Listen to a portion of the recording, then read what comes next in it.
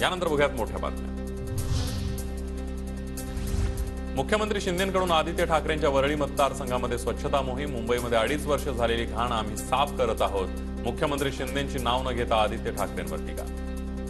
मुंबई यामध्ये जी अनेक वर्षाची अस्वच्छता आहे ना, ती साफ करायची आणि ती साफ करायला आम्ही प्राधान्य दिलेलं आहे।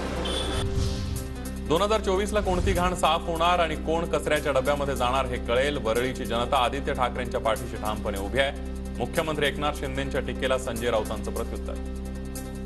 24 ला कोणती घाण साफ होते आणि कोण कचऱ्याच्या डब्यात जात आहे हे कळेल।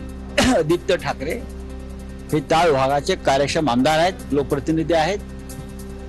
वरळीची जनता त्या मतदारसंघाची त्यांच्या पाठीशी ठामपणे उभी आहे। विदर्भामध्ये काँग्रेसला मोठा धक्का। जिल्हा बँक घोटाळ्यामध्ये सावनेरचे आमदार सुनील केदारांची आमदारकी रद्द। 5 वर्ष शिक्षेच्या फरमानानंतर केदार सध्या रुग्णालयात। भाजपच्या काजडी यांना 3 वर्षांची शिक्षा होऊनही खासदारकी रद्द नाही। आज रविवार असूनही सुनील केदारांची आमदारकी रद्द करण्याची घाई का? नाना पटोलेंचा भाजपला सवाल। सुनील केदारच्या प्रकरणामध्ये त्यांना खालच्या कोर्टाने या ठिकाणी 5 वर्ष सजा सुनावलेली आहे। आज रविवार आहे, आज रविवारी एवढी काय घाई झाली होती भाजपला?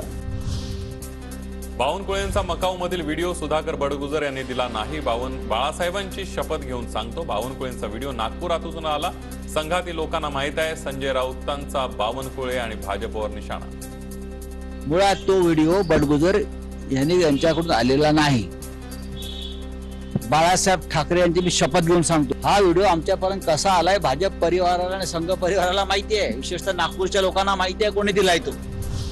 मराठा समाज कुणाचाही सुपडा साफ करू शकतो। मराठ्यांनी ज्यांना मोठं केलं त्यांनीच समाजाकडे पाठ फिरवली। मनोज जरांगे पाटील यांचा मराठा लोकप्रतिनिधींवर निशाणा। इतकं यांना मोठं केलं, आज लोक हे आपल्याला येड्यात काढायला लागले। मोठे केलेले राजकीय नेते। मराठा समाज काय चीज आहे की तुम्हाला दिसेल थोड्या दिवसात। थांबा म्हणा तुम्ही। एम्पिरिकल डेटा गोळा करण्याचं काम युद्ध पातळीवर सुरू। मराठा समाज मागास सिद्ध करण्याचं काम मागासवर्ग आयोग करतोय। मुख्यमंत्र्यांची माहिती। मागासवर्ग आयोग गठीत केलाय सरकारने, त्याच्या माध्यमातून एम्पिरिकल डेटा गोळा करण्याचं काम युद्ध पातळीवर सुरू आहे आणि मराठा समाज मागास कसा आहे हे सिद्ध करण्याचं काम तर NT-VJNT प्रमाणे SCBCचं आरक्षण टिकेल का? जरांगे पाटलांचा सरकारला सवाल। SCBCला विरोध नाही पण आरक्षण टिकायला हवं अशी भूमिका। पिटिशन दाखल झालेली हे सरकारनं आम्हाला पण त्यावेळी सांगितलेलं ना, आम्हालाही माहिती। आम्ही ते नाकारलेलंच नाही, पण इंद्रासानी जजमेंट सांगतं 50% वर आरक्षण नाही टिकत। मग ते 50% वर जाऊन पुन्हा तेच पाडे मोजायला लागतील आम्हाला। पुन्हा तेच NT-VJNT सारखं ते टिकणार आहे का?